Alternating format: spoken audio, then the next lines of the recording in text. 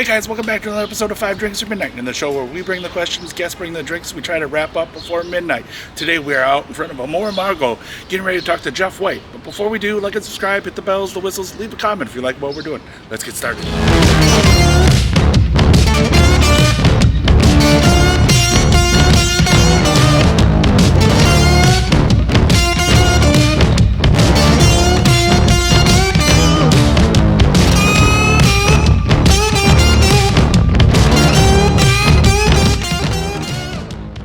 Thank you so much for joining me. 5 drinks at midnight, 5 drinks, 5 questions, midnight, whatever comes first. Thank you so much for joining me on Amor y Amargo. How you doing today, buddy? I'm great, man. Thanks for having me. Thank you. Alright, guess question 1. What are we drinking first? Yeah, so I'm kind of in between gigs at the moment, so I thought we would be a little bit more of like an honest drink. Okay. We all like to talk about cocktails, but a lot of cocktail bartenders, when we go out, we're usually getting a beer and shot. Yeah. So we got nice local beer. It's actually my roommate's, he works at this brewery. So this is the Crispy Morning from Finback. Okay. So just super easy, crushable Pilsner. And then this is a little gift from my friend Seth Gibbs from Constellation.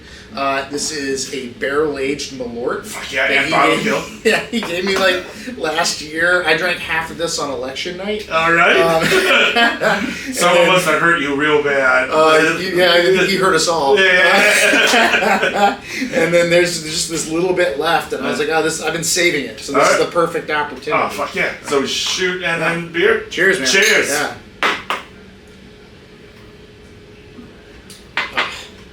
That's really good. It's not bad, man. Even regular Malort, I feel like they've changed their recipe. Yeah. But like, people like to talk about how terrible Malort is. Yeah. It's bitter, man. Yeah. You know? But this is a lot softer, and the barrel aging really makes it very palatable. Yeah, absolutely. That's really Wash it down. All right. Cheers. Cheers.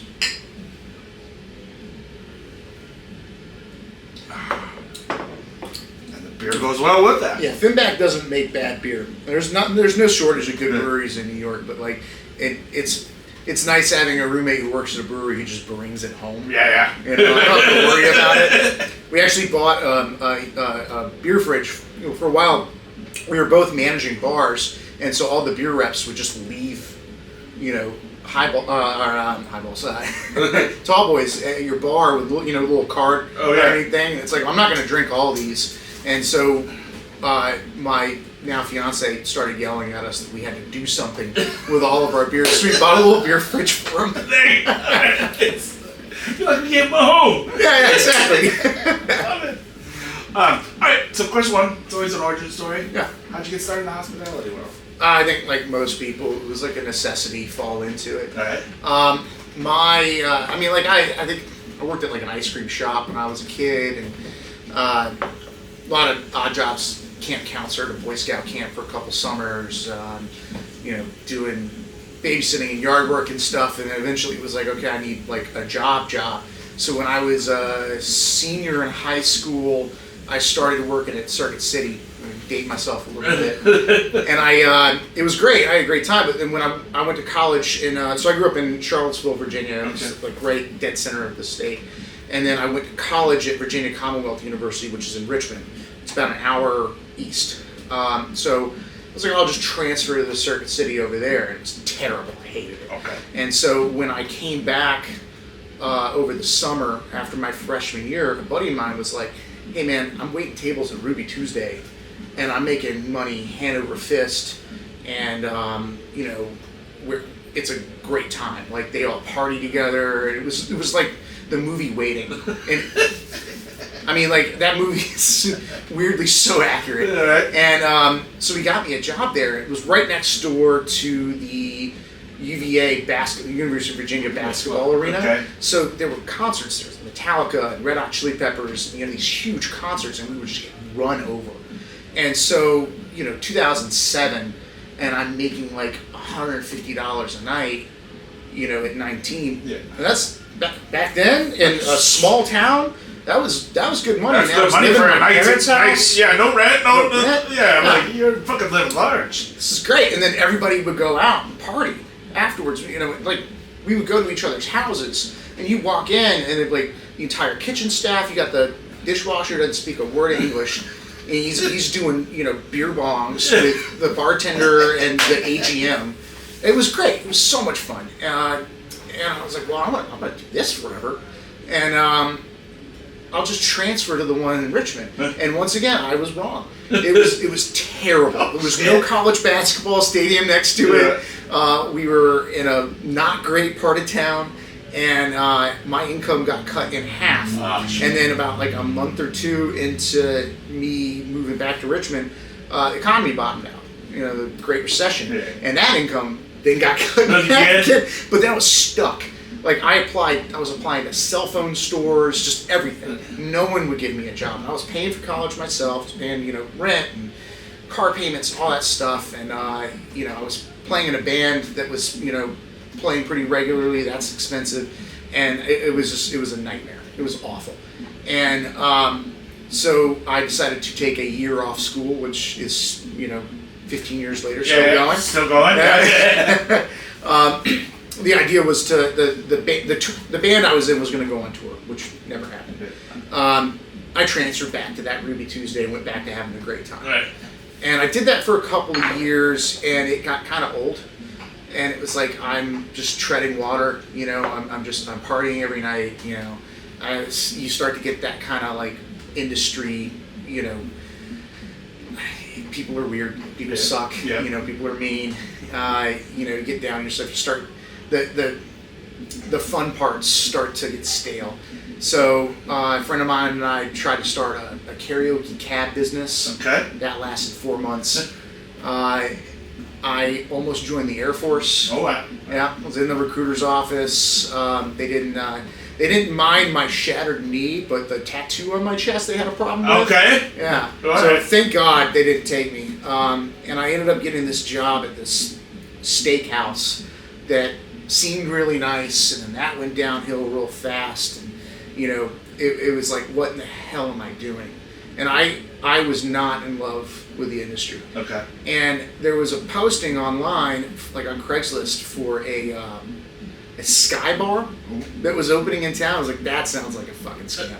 This is Charlottesville, Virginia. It's like a town of 50,000 people. It's got a Sky Bar. Yeah, Sky. I'm like thinking like Seattle Space Needle. Right. When are you talking about Sky Bar? And we had on the downtown strip is like a pedestrian mall, right? And there was an old Army Navy store that they had like gutted out when they were building a restaurant with a rooftop bar. It's one floor up. It's not in the sky. But I went to the interview, and actual chef, a sommelier, which I had never heard that word before, right? And then the guy running the bar program was actually still one of my very good friends today. Shout out to Nick Crutchfield, who probably the closest thing I could say is a mentor to me. He was running the bar program there, and we're talking 2011 in Central Virginia, and he knew everybody.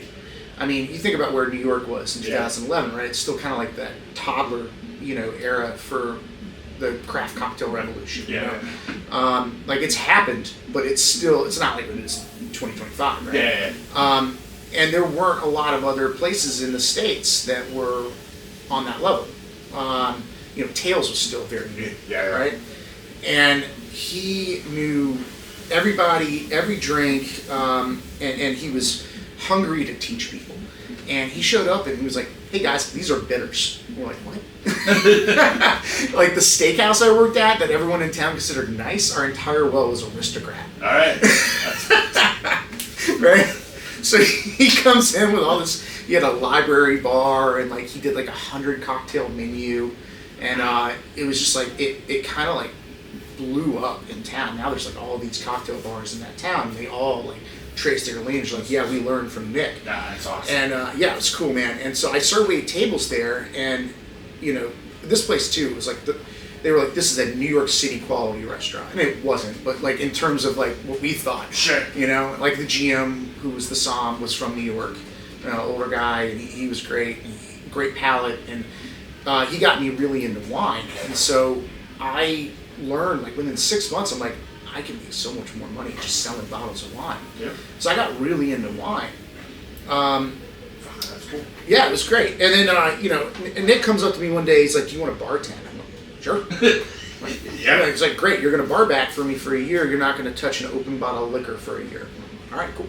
And then I started doing that, and it was hard. It was a lot of physical, like you're carrying 2 cases of long necks up and down, 3 flights of stairs, 12 times a day. Like, again, I have a bum knee, so it was pretty torture on me. But like it was fun. And then the SOM left, the GM SOM left, and the assistant SOM took over his position as wine director, and he asked me, he was like, do you want to be the assistant sommelier here? He's like, you're going to be able to like sit in on all the tastings, there's education, we're going to reorganize the cellar together and come up with new systems. You're going to be, because I was the only other person in the building that could sell wine, and that was a huge part of the sales in the restaurant, because the only thing is you can't do both, you can't bar back. So I had to make the decision, and a lot of it was because of the strain on my knee, carrying cases and changing kegs and everything. And also, I was really into wine. And I was like, yeah, I'll do this. And in retrospect, I don't know if that helped me in the long run or not, but I had a great time. I made great money. And that guy's still a very good friend of mine today. So for about 2 years, I was the assistant som, like sort of head server at this restaurant, and I make great money. And at the same time, also like start playing music again. I'm playing in like 2 bands. I'm playing around town, and one of my friends who I grew up playing with, and then one of my good friends, the roommate actually who works at Finback now, who's a drummer. The 3 of us started a project, and we're like, this is what we've always wanted to play. And one day, he and I are in the car. We're driving up to Baltimore to go see Avenged Sevenfold and Deftones. All right. Yeah. Fuck yeah. And we're in the car, and my friend, the singer, guitar player, calls me, and he's like, hey, is Mike on speakerphone? I'm like, yeah. You guys want to move to New York? Sure. Okay. Fuck yeah. It's like, I had everything going for me, right? And I had just gotten out of a relationship, and I was actually like, successfully dating for the first time in, my 20s, and I was making great money, and playing music. But it was like, the thought of just getting out of this small town and just starting over was like, yeah, I want to do that. Awesome. So I sold everything that didn't fit into the back of my dead grandmother's minivan, which was basically music gear and clothes. I've sacked up as much money as I could for a few months and moved into a loft on the Bushwick, East Williamsburg border with 7 other people. I spent the first month living in crawl space above a bathroom. Okay. It was just enough room to lay down or sit up, and then moved into a plywood room for like 6 months, and then we moved into another loft. And this is a city, I've been in New York once on a theater trip. Yeah, like cool trip. Sophomore year in high school. We had to leave early because it snowed. Like, I remember Times Square in Central Park, and like, I'm moving to a place I don't know. Yeah. And it was hard at first, but we were there to play music, and we did it. And like we started playing. It took us a little while because we spent time, trying to get our feet under us, financially, and get an apartment. And then we started writing. We got a 24/7 studio that we were rehearsing 2 times a week out of, and we started writing and recording our first EP. And we were excited, man. And we started playing, and I'm bouncing around restaurants. I found my home eventually for at least a year and a half at Ed's Chowder House. Okay. Yeah. It was across from Lincoln Center in the Empire Hotel. Okay. It was busy. Like I've been waiting tables at this point. I'm like 8 years in the industry, and I have never gotten my ass kicked like I did there. Trying to squeeze 3-4 course dinner with coffee service and all this stuff into, an hour and a half, and then they gotta go because they gotta hit curtain. Right. Fire. And, gone. Yeah, it was great. I was like, waiting on celebrities constantly, and then at the end of the night, all the Philharmonic guys would come in and drink afterwards, and I did that for a while, and then I went and took my intro level for quartermaster sommeliers. I was like, all right, I'm doing this. Like, I want to be, in my head, I was like, I want to be a som. the movie Psalm had just come out. I just come from Virginia, and I was kind of like, I thought it was top shit down there. Yeah. And I got to New York, and like I worked for a little bit at Verlaine as like as a cocktail server, making stupid money. And then next thing I know, I'm a wine rep. Nowhere. And 2016. I've got the man bun. Rolling around the city with a rollie. For a year, and I had a great time for a while. I got to explore New York. I didn't know shit. I didn't know anybody. I didn't know the neighborhoods. I'm like figuring out the trains. Like, how do I get to Inwood? And hawking like really cool, like small producer European wine. And about halfway through, the company kind of like changed, and they were like trying to get me to sell like $2 Chuck style stuff to like crappy wine stores. And I was like, I don't want to do this. And what really got me was it was like I got so disillusioned in the wine industry, and like I don't have any hate or anything for, like, a lot of my friends are somms. I still love wine. I have a lot of respect for what they do. It wasn't for me. It was it felt like it was very much like this personality forward memorization game. I struggled remembering certain things, like producers. It was great with like regions and laws and everything. But I'm like, I don't remember who made this.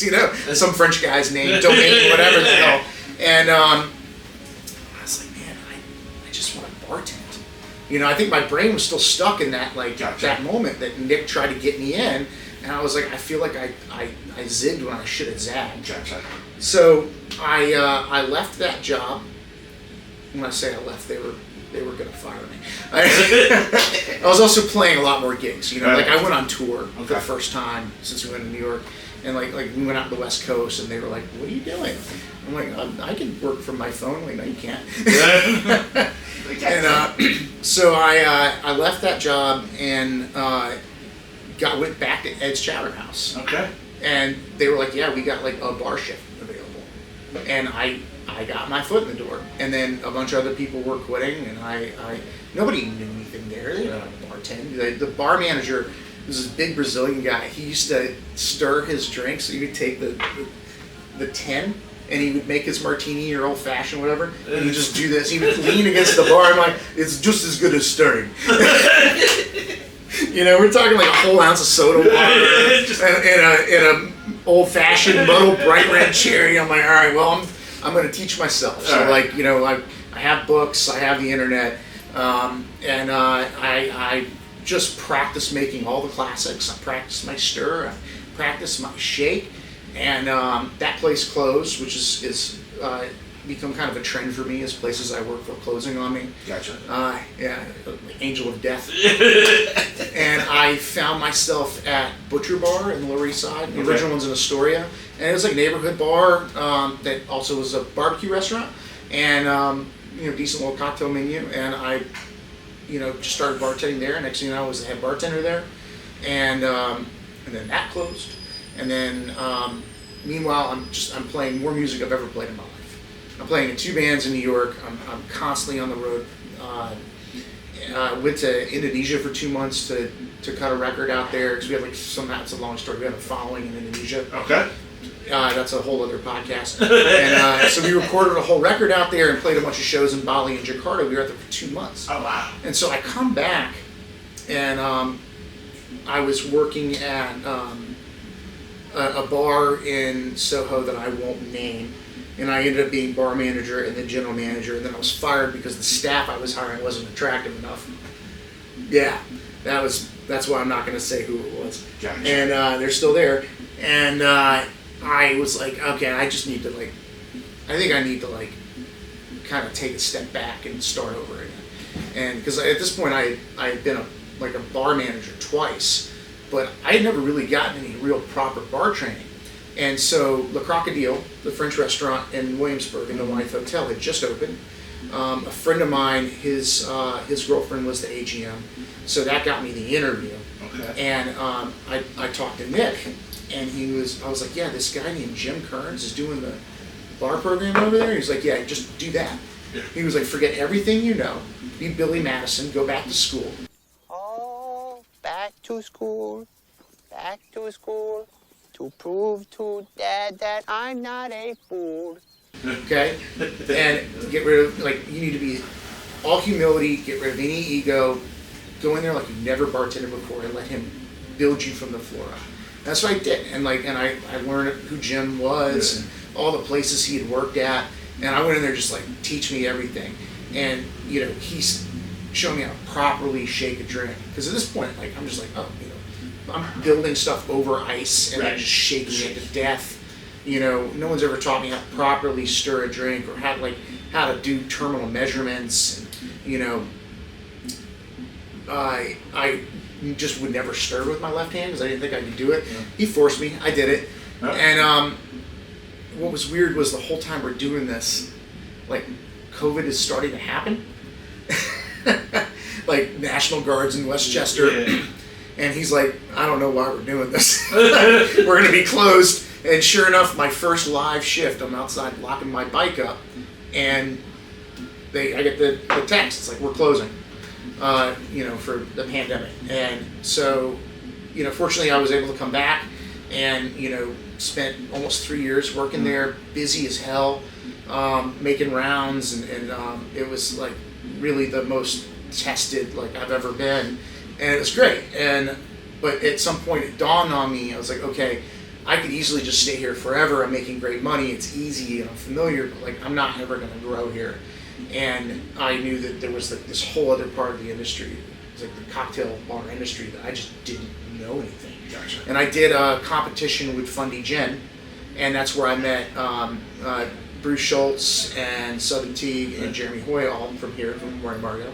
And I ended up working for them at Café de L'Enfer, which was the absinthe champagne bar that was upstairs. Yeah. And best job I ever had. I got to work with AJ and Phil, and like, you know, we were just basically running that place, the three of us up there.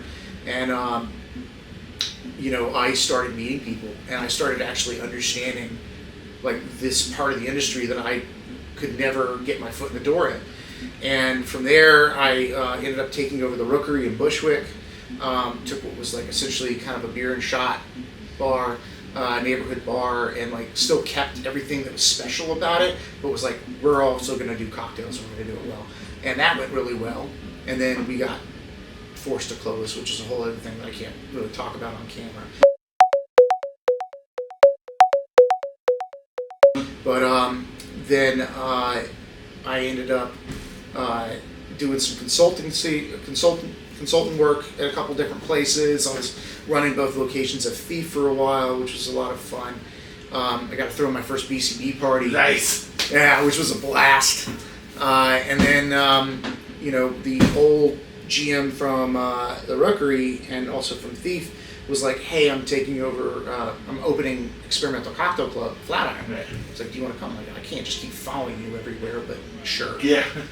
And I went over there, it was great. Yeah. You know, I've been there since open. You know, opening that place was really difficult, but it was great being like a part of putting all the systems into place. I got to meet a lot of people. Definitely got my ass kicked a lot. Had a great staff that I got to work with. So, you know, recently it was like, okay, it's time to move on to the next thing. And so now I'm going to start at Chinato tomorrow. Oh, awesome. Yeah. Well, congratulations. That's also a fucking awesome origin story. So, thanks.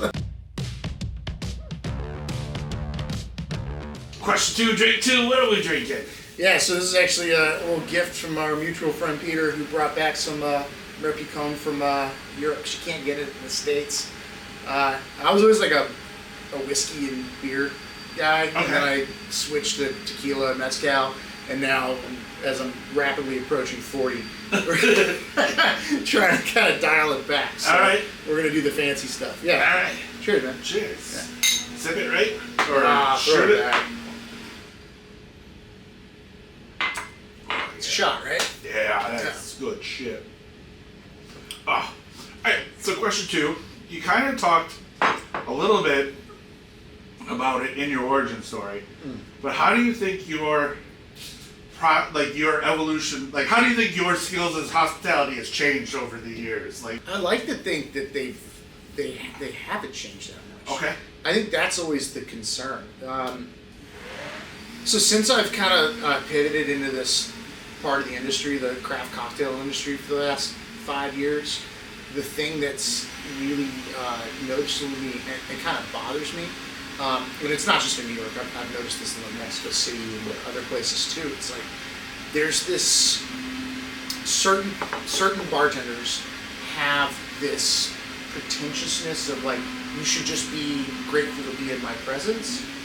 And I think it's easy for us to get a big head, especially working in New York. You know, you feel like a big deal. You get a lot of press, or you get, you know, people know your name, people are coming up to you, you know, especially when you're doing things like BCB and Tails.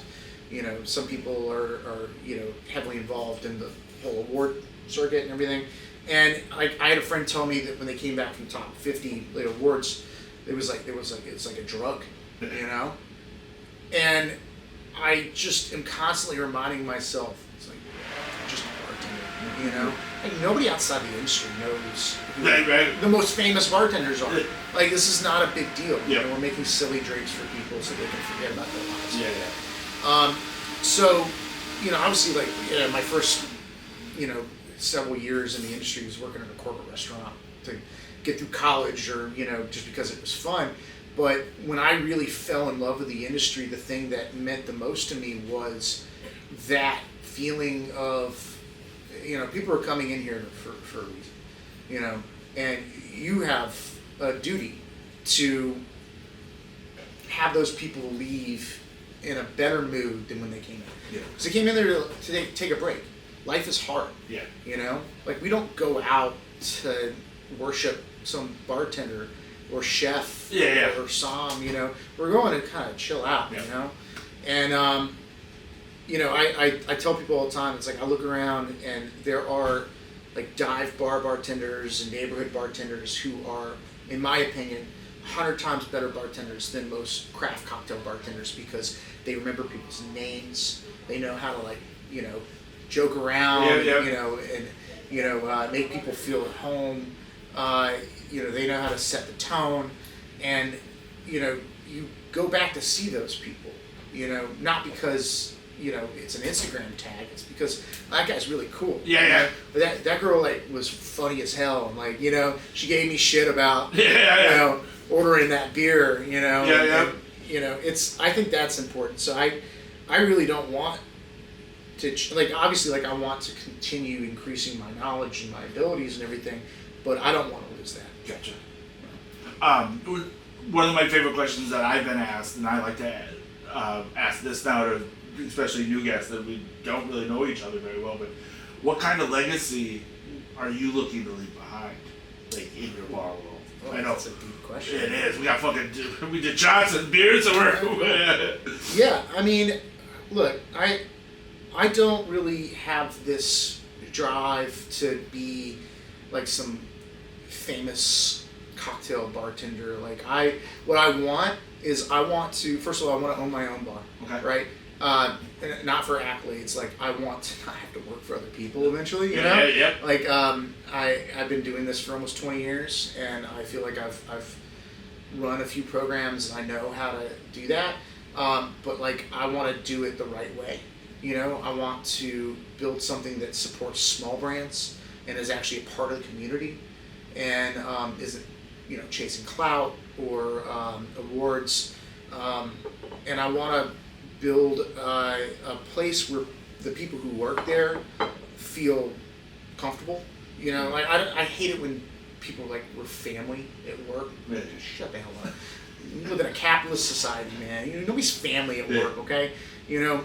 Also, if I had to work with my family, I you know, but, like, you should be able to go into work and it be a toxic-free zone, and not have to worry about people, you know, backstabbing each other, or, you know, making promises they can't fulfill. I always joke that I've worked for more owners who've stolen from me than haven't. And you can go online and see, like, the majority of theft that happens in the United States is wage theft. And I've been a part of a wage theft lawsuit, and I've seen owners of bars and restaurants just do some of the most horrendous stuff. People who I've trusted, people who I've like ride or die for. So it's like I feel like I want to prove that you can build a profitable business that doesn't have to do all these shady things in order to be profitable. Like I want a place where people can go into work and be like, I feel comfortable and good about what I'm doing, and they leave, once they leave that job, they're more prepared for whatever it is they want to do afterwards. But like, I want to own a business where people that work there don't want to leave that job because they feel seen and respected and like they're actually a part of it. Oh, awesome. Yeah. And then what piece of advice would you have for anybody that's like starting out in the hospitality world right now? I mean, I have a lot of advice. You gotta, there's a combination of, you need to respect yourself and have your boundaries and your lines and everything, but also like when you're starting out, you need to, for lack of a better term, eat some shit. Right. I think there is a line, and we're definitely in a different place than we were when I was coming up. Okay. Like the amount of abuse that people in my generation went through, 20 years ago, 15 years ago, even 10 years ago, coming up.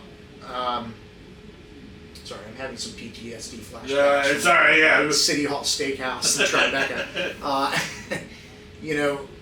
I think sometimes we talk about how that made us stronger, but I'm not sure if that's true. But there is also, it does kind of feel like a lot of the younger guys coming in,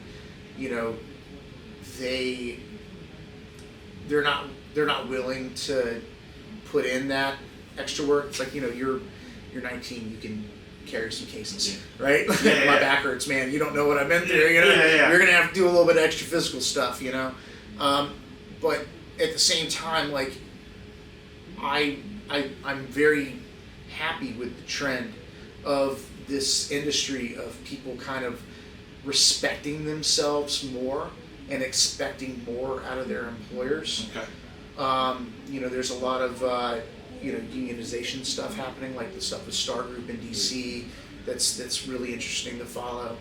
I think that if we collectively, as an industry, understand that we have more power together, then things will get better for all of us. Right. Because it's people, employers are desperate for staff right now. They are. It's hard to hire, man. Everyone thought it was a COVID thing. It's a new thing. It's a thing. The cost of living is insane, especially in New York. Like, it's so expensive to live here. So like, you want to pay somebody minimum wage to do prep? No. Because guess what? You can't do your bar without prep. Right. So I definitely think that people who are getting started in the industry, I've seen most people are like, this is something to make beer money, while you're in college or whatever, right? But the vast majority of us, like, we need to pay bills. Right. You don't have a college degree, you don't know what else to do. Somebody's hiring, a busboy, or a bar back, or a dishwasher, a porter. You take that job and then you show up and you're like, I actually kind of dig it here. I'm going to make this a career. It's easy to just eat shit and not push back. And that allows a lot of these employers to get away with a lot of stuff they get away with. So I think that people starting to kind of like, respect their labor more is definitely helpful. The other thing I would say is like, you need to take care of your body. Like when you're 19, you don't realize. I remember I was like stacking glasses at Ruby's. It was this repetitive motion. You'd have a flat rack or a glass rack like this, prop it, glasses go up there, and you're just stacking those big, heavy, highball glasses. And I felt like 20 years old, and I felt a pop in my spine ever since then. I'm talking 17 years ago, man, and there's just like a little thing there, like it's never gone away. And because I didn't know you had to stretch to work in a restaurant. Like, what? What are you talking about? That's not physical. So, take care of yourself, economically and physically. Okay. Be prepared, because you're not going to be 20 forever. Done. Cool. There we go. That's question 2. Great. All I right. know it was like, but I thought we were gonna have 5 drinks. oh, we are. Question 3, drink 3. What are we drinking? So this is a new thing here at Amor. It's one of my favorites in the city right now. It's an Angostura highball because they got Angostura bitters on draft now. All right. So it is just it's yeah. perfect. Yeah. Cheers. Oh God. Oh yeah. It's so good. That is. Wow. Yeah, you can't put the glass down. Wow. Yeah. Wow. Okay. Yeah. Okay. Yeah, shout out to Southern Bruce, man. Yeah. Weird fucks. But in a good way. You got another one? No, yeah, it's. Okay. All right. Come to Amor y Amargo. Yeah. I don't even work there. Yeah. Fuck. Okay. Yeah. I've never tasted anything like that. That's wild. It's so simple. Wow. All right. All right. So, question 3. We call this our talking shit segment. Let's do it. Let's talk shit. Let's talk shit. Because we've had 3 drinks and we're a little bit more open and honest with ourselves. But our question 3 actually comes from Enrique, one of your former co-workers. Yeah. And Enrique wants to know, why is the Aviation the best cocktail out there? Fucker. Oh man! So Rich Manning did like his series of like bartenders say a bottle that needs to disappear from the back bar, and I was trying to not piss anybody off, you know, because if you pick something out of one of the catalogs and one of the big brands, like all of a sudden you find yourself blackballed or something. So I honestly, like, the Aviation is one of those drinks that, like, when I first started bartending, I'm like, oh, this is a cool classic cocktail. And then, like, as I got older and my palate expanded, I was like, this tastes like that, so what is the point of this? And, like, you always, like, it's supposed to be blue or purple. It's not. It's just, it looks like, you know when you wash your tires in your car, the water that comes off of it, that's what it looks like. And it's like, all right, well, I'm gonna just talk shit about this dumb drink, because it's like you make it like 3-4 times a year. Yeah. And so I gotta buy this bottle to put on my back bar for a drink I'm gonna make maybe 4 times a year. It doesn't go anything else. You're right. But I obviously, a lot of people have pushed back on me. You know, oh, you're just doing it wrong. It's like, no, you put a little simple syrup in it, makes it taste like a soapy sweet tart.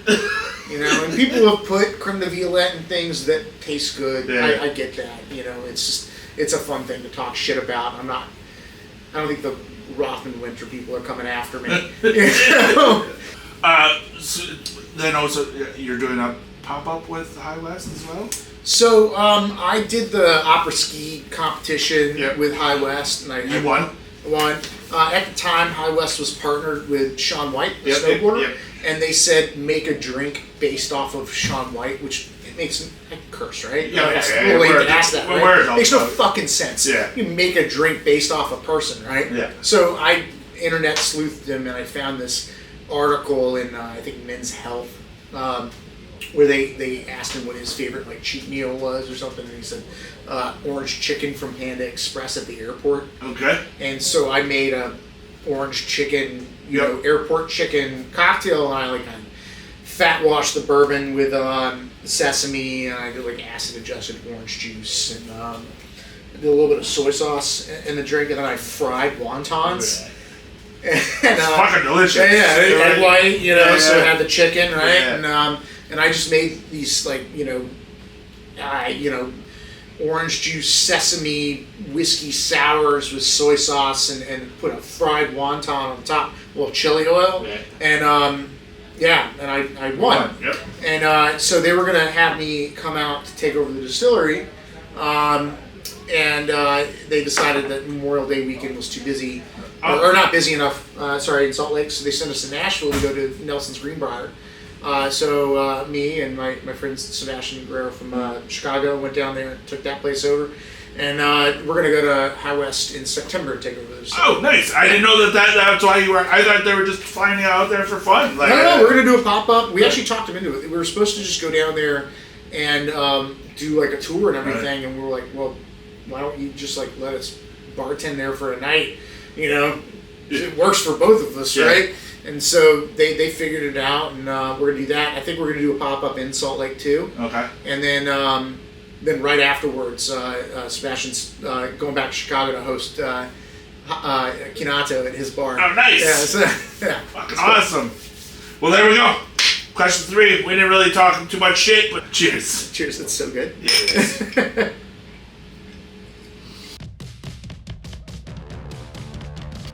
Question 4, drink 4. What are we drinking? Yeah, so we have more of this. That Scarlet Bitter Aperitivo from Japan. Shout out to Tokyo Record Room for essentially tasting me on everything I wanted to taste and not putting it on the bill. That was the one bar in Tokyo where I felt like it was a New York bar. It was great. That's awesome. I love when that happens. Like, it's just the hospitality kind of just extends. Yeah. Like, it doesn't matter where you are. Well, and John Adler from Shinji's was like, you have to go to this bar. Yeah. I was like, all right. Yeah. I'll always do what you say. Yeah. Fucking love that dude too. Yeah. He is so fun. Like, of course, if you could bartend in any era, where would you want to bartend? Oh God. Oh man. I mean, I feel like the easy answer is like, you know, the early 2000s in the East Village, you know, with, you know, if you were working at like Milk and Honey, you know, any of those bars coming up back then, that would be pretty cool. But, you know, also like, I think back like when I was working like just right before the recession, everybody was making money everywhere. Like, man, if you worked at like I talked to people who worked in like clubs in New York or Miami or whatever back then, they were making like $1,000 a night. They all blew it. They don't have it anymore. I was like, what'd you do with all that money? I'm like, oh, I went to Europe. Yeah, that would be a lot of fun. I couldn't do that now at this age. Yeah. You know, but man, if I was like 20 bartending at like a club in, you know, New York or Miami or LA in 2007. Yeah. All right. Just make it rain. Yeah. All right. I wouldn't have been broke for that whole time. All right. That was not what I was expecting, but I kind of like your answer. Times were hard back then, man. You know, I was eating 7-Eleven pizza every day, and these guys were, you know, going on trips to, you know, random countries, you know, going to the Caribbean because they made, you know, $3,000 in 2 days. It's not fair. Well, there we go. Quick, easy question that one was. So, cheers. Nothing in there, man. Yeah, a little left. Oh, yeah, here we go. Yeah, we still got that guy. Yeah. Question 5, drink 5. Last drink of the night. What are we drinking? All right, yeah. I mean, we're still doing shots of Amaro. We're going real simple this time, though. A little Chinar. Someone told me years ago that if you put a little bit of salt in Chinar, either like saline or like what I do here's a little sprinkle of salt, it makes it taste kind of like peanut brittle. Okay. And now I'm like obsessed with it, and it's one of my favorites, man. All right, awesome. Cheers. Cheers.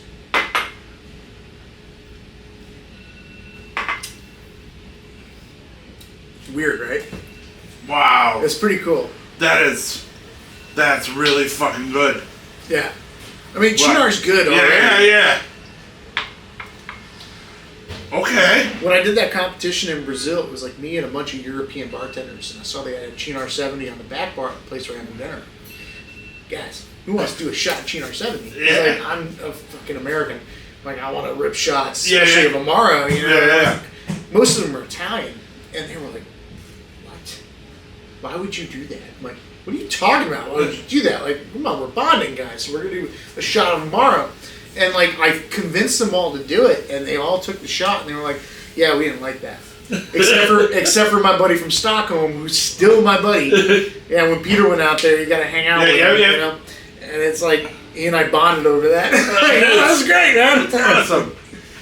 Alright, so question 5 comes down to flip the Whiskey Wednesday coin. These are a 2-part series, so it's you can flip either one, you can flip both of them, I don't care. But, I mean, you can flip them, you can spin them, you can do whatever you want. The coin will give us the answer. You don't have to answer. But, question 5, do you believe in bartender intuition? And I don't get to choose it. The coin chooses it. The coin will, yeah. I feel like I'm going to break something. Oh, that was easy. That said fuck no. Was it fuck no? Yeah. Alright. Maybe it's a busted coin. I don't know. You can try it. My intuition says that the coin is busted. Yeah. So you do believe in bartender intuition? Like, I mean, explain, like, what's the definition of bartender? I guess, have you ever used your superpower to read people coming in and being like, no, that guy's a fucker? Oh, absolutely. I've been wrong, though. Okay. Yeah.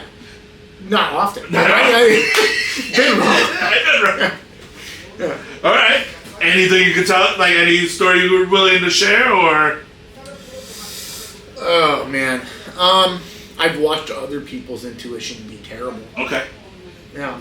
I worked with a guy who, he would get mad at the smallest thing, and it was like, why do you do this? Why do you do this job?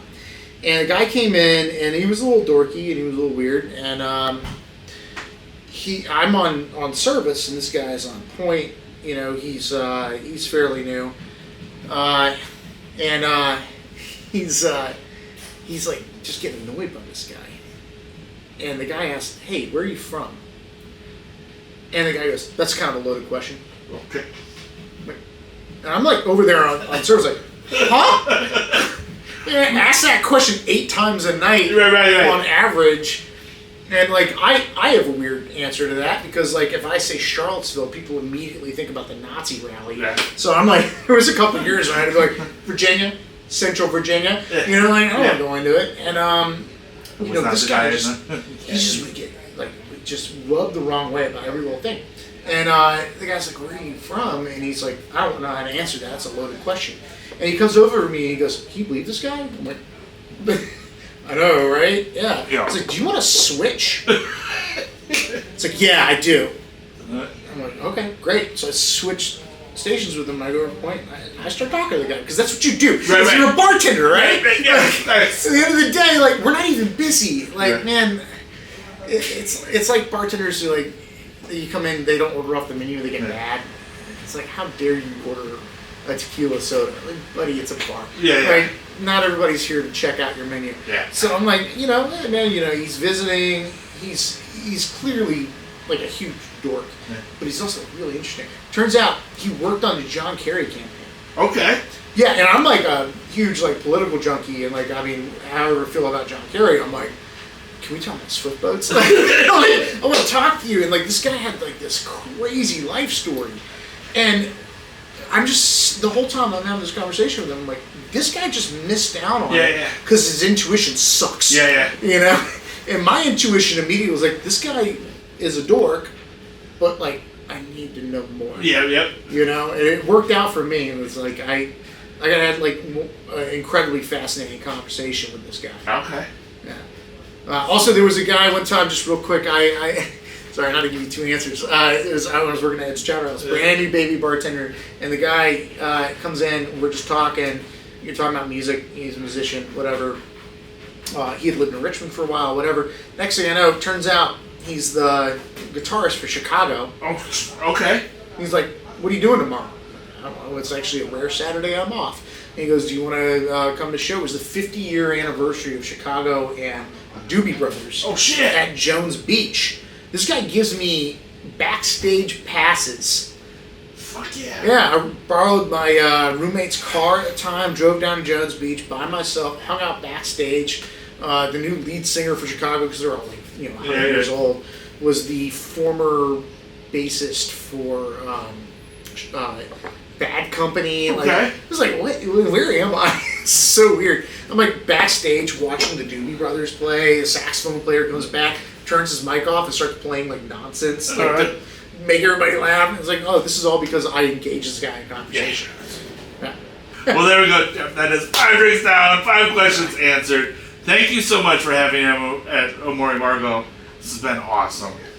Cheers to you. Thank you so much And for I having can't me. wait till we drink together again. So cheers. It'll probably be in about 30 minutes. Yeah, I was gonna say.